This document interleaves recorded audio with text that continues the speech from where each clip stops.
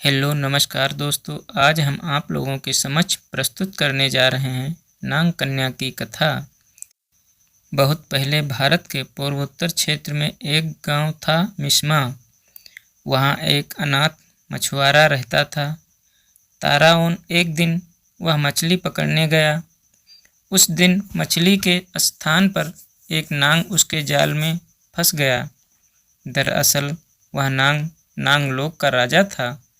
अपने पिता को जाल में फंसा देखकर नाग कन्या घबराई। उसने सुंदर स्त्री का रूप धारण कर लिया।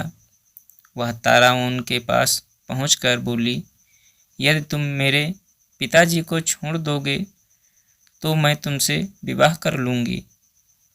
युवक मान गया और उसने नाग को छोड़ दिया। नाग कन्या ने उससे विवाह कर लिया। ताराओन और नाग कन्या का विवाह गांव वालों के नहीं भाया। उन्होंने विवाह की खबर राजा को दे दी।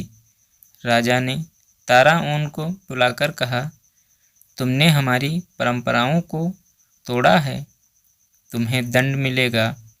कल सुबह तुम्हारे और मेरे मुर्गे में लड़ाई होगी। जो हारेगा उसे गांव छोड़कर जाना होगा। युवक डर गया। उसने घर आकर सारी बातें पत्नी को बताई। नाग कन्या बोली, इसमें इतना डरने की क्या बात है। मैं अभी नागलोक से एक बलवान मुर्गा ले आती हूँ। यह कहकर वह नागलोक चली गई। कुछ देर बाद वह मुर्गा लेकर आ गई।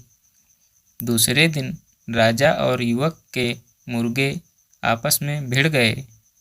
नागलोक का मुर्गा अधिक बलवान था, इसलिए राजा का मुर्गा हार गया। परंतु वह बोला, ताराओन इससे फैसला नहीं हो पाया है, अतः कल सुबह जो टोकरी नदी को उल्टी दिशा में बहा देगा वही विजयी होगा। ताराओन के लिए लोहित नदी के बहाव को उल्टी दिशा में मोड़ना असंभव था। उसने यह बात नाग कन्या को बताई। उसने पति को ढांढस बंधाया, डरो नहीं, मेरे पिताजी तुम्हारी मदद करेंगे। वह अपने पिताजी के पास गई। नाग कन्या ने अपने पति की परेशानी बताई। पिता ने उसे सुंदर टोकरी दी।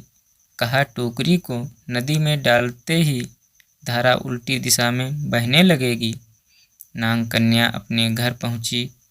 उसने ताराओन को सारी बातें बता दी। ताराओन ने टोकरी नदी में डुबो दी। इस पर तुरंत नदी का बहाव उलटकर राजा के महल तक पहुंच गया। ताराओन खुशी से झूम उठा। वह राजा से बोला, राजन, मैं जीत गया हूँ। शर्त के अनुसार आपको यह गांव छोड़कर चले जाना चाहिए। राजा कहाँ हार मानने वाला था। वह बोला, इस निर्णय को भी अंतिम नहीं माना जाएगा। अब हमें युद्ध करना चाहिए। इसी युद्ध से निर्णय होगा। ताराओन भागा भागा अपनी पत्नी के पास पहुंचा और सारी बातें बताई। राजा के पास बड़ी फौज थी, परंतु ताराओन तो अकेला था। नाग कन्या उसकी परेशानी सुनकर फिर नागलोक में पहुंची। वहां से वह सोने का ढोल और उसे बजाने की छड़ी ले आई। सुबह राजा अपनी फौज के साथ लड़ाई के लिए आया। ताराओन पहले से ही तैयार था। राजा और फौज को देखकर नाग कन्या ढोल बजाने लगी। ढोल की ढमढम सुनकर वृक्ष, जानवर, घास, पत्ते आदि नाचने लगे। राजा और सैनिक भी हथियार फेंककर झूमने लगे। अब ताराओन और उसकी पत्नी नाग कन्या गांव के राजा रानी बन गए। आज भी अरुणाचल के वंशज ताराओन जनजाति के नाम से जाने जाते हैं। धन्यवाद दोस्तों।